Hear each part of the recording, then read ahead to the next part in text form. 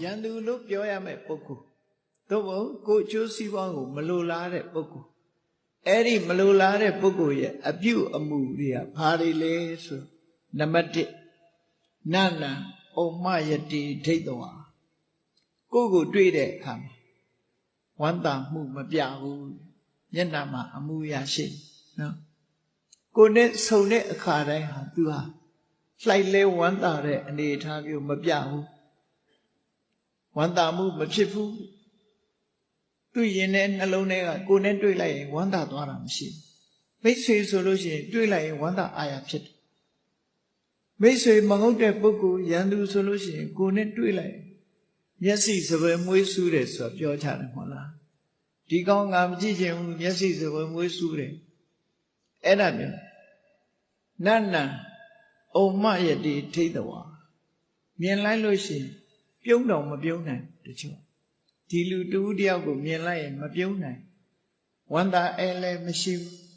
အဲ့ဒီပုဂ္ဂိုလ်မျိုးဟာဒါတစ်ချက်ပဲကိုကျိုးစီးပွားကိုလိုလားသူမဟုတ်ဘူးဆိုတာသတ်မှတ်ပါနော်ကိုနဲ့တွေ့လို့အဲ့တော့ရန်သူကရောကိုနဲ့တွေ့လို့ပြုံးပြတာရောမရှိဘူးလားဆိုရှိနိုင်တယ်သို့တော့အပြုံးကိုတည်တည်ချာချာလေးလာကြည့်လို့ရှိရင်သွားပေါ်အောင်ပါဇက်ကြီးတော့ဖြဲကောင်းဖြဲမယ်မျက်စိမှကြတော့ပြုံးလို့မရဘူးလူတွေ့လို့ရှိရင်မျက်လုံးပဲသေချာကြည့်မျက်လုံးကမပြုံးရင်အပြုံးမဟုတ်ဘူးဒါကြောင့်မို့လို့ဗမာစကားမှာပြောတယ်မဟုတ်လားမချီလို့သွားပေါ်တာကိုပင်ရေသလားလို့မေးကြလိမ့်တယ်ဆိုနော်တချို့ကမချီလို့သွားဖြဲပြတာတရိစ္ဆာန်တွေကြတော့ခွေးတစ်ကောင်နဲ့တစ်ကောင်သွားဖြဲပြရင်ရန်လောက်တာပဲအဲ့ဒါသိကြတယ်နော်ရန်လောက်တာအဲ့တော့မျက်လုံးကအပြုံးမပါပဲနဲ့သွားပေါ်ယုံပါဇက်ဖြဲတာနဲ့ပြုံးတယ်လို့ပြောတာမဟုတ်ဘူးရင်နဲ့နှလုံးထဲကိုကလိုက်လဲဖြစ်မလာဘူးဆိုရင်အဲ့ဒီလိုကကိုကျိုးစီးပွားလို့လားသူမဟုတ်ဘူးဒါသတ်မှတ်ရသူတို့ဆိုလို့နောက်တစ်ခုကတော့ဘာတော့နာသနံပฏิနန္ဒတိကိုနဲ့တွေ့ဘယ်တော့မှခြေနှက်တဲ့သဘောမရှိဘူးနှစ်ချိုက်တဲ့သဘောမရှိဘူးမပြုံးယုံနေမဟုတ်ဘူးနှစ်ချိုက်တဲ့သဘောလည်းမပြဘူးတွေ့ချင်တယ်ဆိုတဲ့ဆန္ဒမျိုးလဲသူ့မှာရှိဖို့များတွေ့သည့်အတွက်ကြောင့်လဲ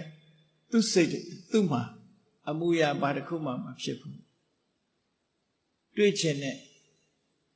သဘောမရှိတဲ့အနေအထားမျိုးဒုတိယအချက်တတိယအချက်ကဘာလို့ဆိုသက္ခုနီသတ္တနာတရာတိ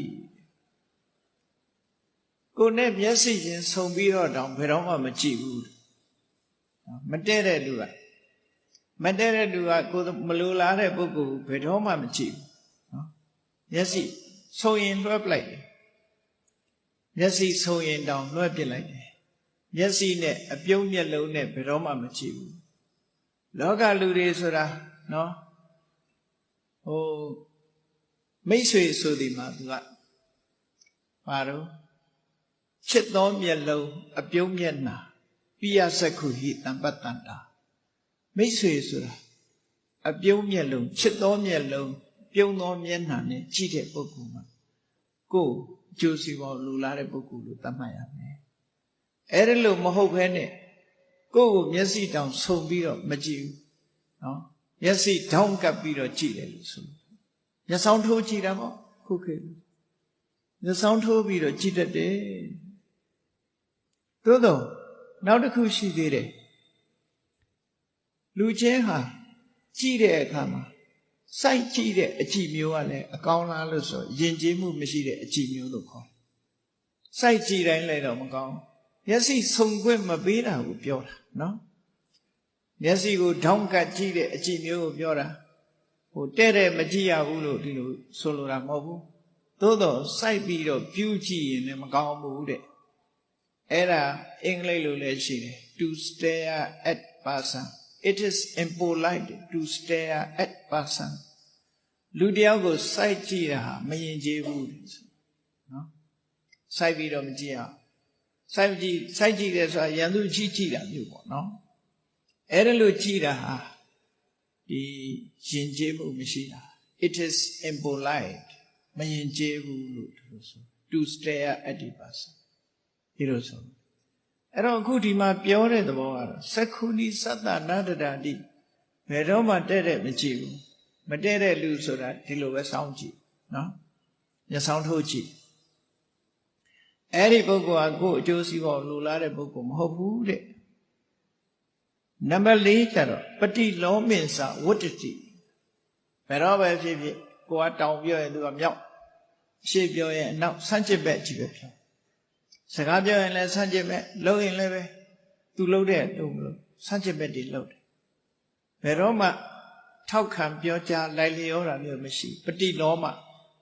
အပြန်ဘက်ကပဲနေတယ်အနုလောမမဖြစ်ဘူးပฏิလောမအမြဲတမ်းပฏิလောမအတွေးနဲ့ကြင်ကြံကြုတ်ကိုအထုအဲ့ဒီပုဂ္ဂိုလ်မျိုးဟာကိုယ်အကျိုးစီးပွားကိုလိုလားတဲ့ပုဂ္ဂိုလ်မဟုတ်ဘူးအမြဲတမ်းဆန့်ကျင်ဘက်ကနေတယ်နံပါတ်5ကပါတော့အမိတ္တိတတ္တပစတိကိုယ်ကျိုးစီးပွားကိုမလိုလားတဲ့လူတယောက်ဟာကိုယ်နဲ့ဘယ်သူမတည့်တယ်လဲဆိုအဲ့ဒီမတည့်တဲ့လူမှရွေးပေါင်းနော်မတည့်ဘူးဆိုတဲ့လူကိုရွေးပေါင်းအဲ့ဒီမတည့်ဘူးဆိုတဲ့လူကိုရွေးပေါင်းတဲ့လူဒီကိုယ်ကျိုးစီးပွားကိုမလိုလားသူပဲဖြစ်တယ်နံပါတ်6ကမိတ္တိတတ္တနာသေဝတိကိုယ်နဲ့ခင်မီနဲ့ကျွမ်းဝင်တဲ့မိတ်ဆွေတွေကိုယ်ကျိုးစီးပွားကိုလိုလားတဲ့မိတ်ဆွေတွေအဲ့ဒီမိတ်ဆွေတွေကြလို့ရှင်သူကဘယ်တော့မှမတည့်ဘူးကိုယ်နဲ့ချစ်ကျွမ်းဝင်တဲ့မိတ်ဆွေတွေကြရင်သူကအပေါင်းအသင်းမလုပ်ဘူးတဲ့နံပါတ်9ကဝဏကာမိနိဝရတိကိုယ့်ရဲ့အကျိုးဂုဏ်သတင်းချီးကျူးစကားကိုတရားရောကပြောမယ်ဆိုရင်မင်းဘာသိလို့ပြောတာလဲဒီကောင်ကောင်းတဲ့ကောင်မဟုတ်ဘူးလို့ဒီလိုပြောတာမျိုးနော်ဂုဏ်သတင်းကိုတူကပြောပြီဆိုရင်လက်မခံတားမြစ်တယ်မင်းမသိဘဲနဲ့မပြောပါနဲ့တို့ဘာလို့ဝဏကာမိနိဝရတိချီးမွမ်းစကားပြောပြီဆိုရင်သူအပြောမခံသူရှိမှဆိုရင်ချီးမွမ်းစကားအပြောမခံအဲ့ဒီအပြောမခံတဲ့ပုဂ္ဂိုလ်တရားကိုအကျိုးစီးပွားမလိုလားတဲ့ပုဂ္ဂိုလ်တရားပဲနံပါတ်8ကအကောတန္တိပတန္တတိကိုယ်ဆဲပြီဆိုလို့ရှိရင်ဟာဒီကောင်တော်တယ်မြင်မှန်ရ Facebook ကဆဲပါဇက်နဲ့ဆဲတဲ့ကောင်သူသဘောကျနော်ကိုယ်ဆဲလို့ရှိရင်အားပေးအဲ့ဒီလိုပုဂ္ဂိုလ်မျိုးဟာကိုယ်အကျိုးစီးပွားကိုမလိုလားတဲ့ပုဂ္ဂိုလ်ဖြစ်သတ်မှတ်ပါဒီလိုဆိုတယ်နံပါတ်9ကျတော့ဂုံရှင်စတ္တတနနက္ခတိဂုံရှင်စတ္တတနက္ခတိလူတွေဆိုတာလျှို့ဝှက်ချက်ကလေးတွေရှိခုခေတ်တော့တယ်လီဖုန်းတွေပါရဲမှာတော့ခတ်သိမ်းထားတာရှိတယ် security ဆိုလူတိုင်းကြည့်လို့မရအောင်လျှို့ဝှက်ချက်ဆိုတာရှိ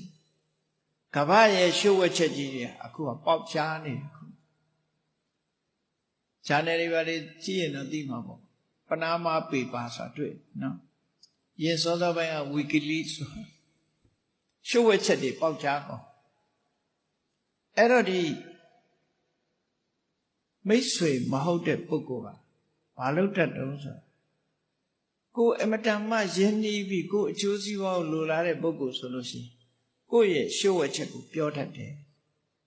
ဒီပုဂ္ဂိုလ်ဟာသူ့ရဲ့ကိုယ့်ရဲ့ရှုပ်ဝက်ချက်ကိုဘယ်တော့မှကိုယ်မပြောဘူး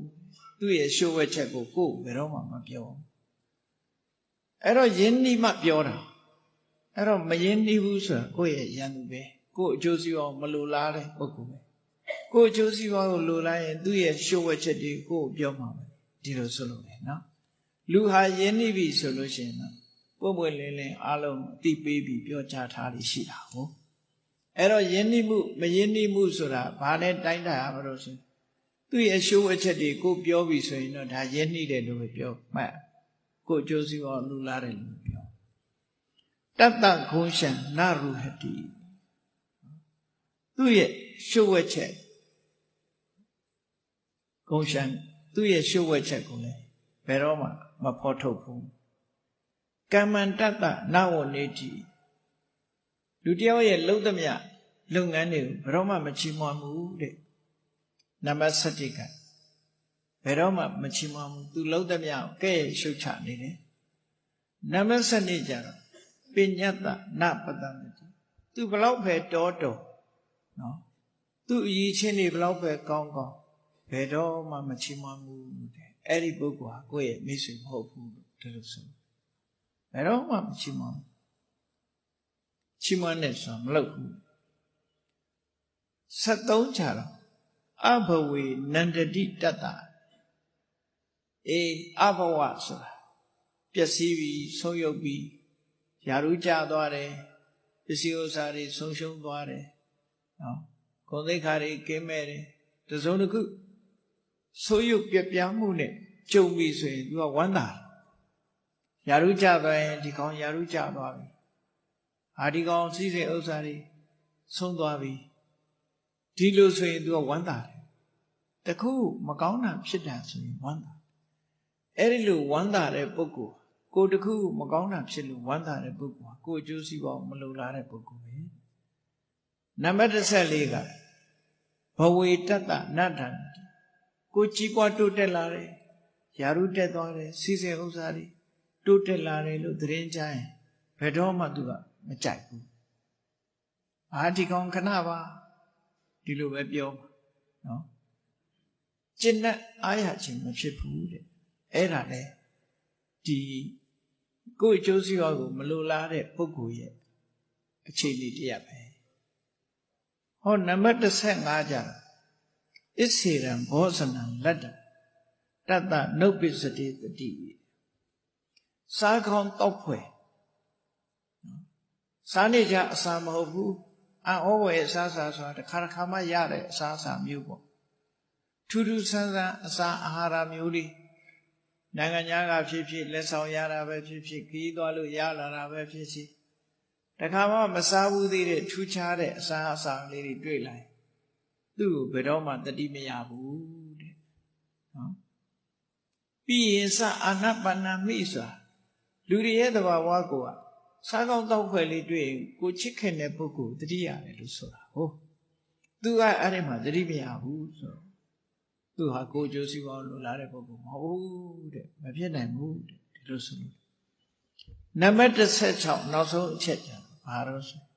တတောနံနာနုကမ္ပတိနော်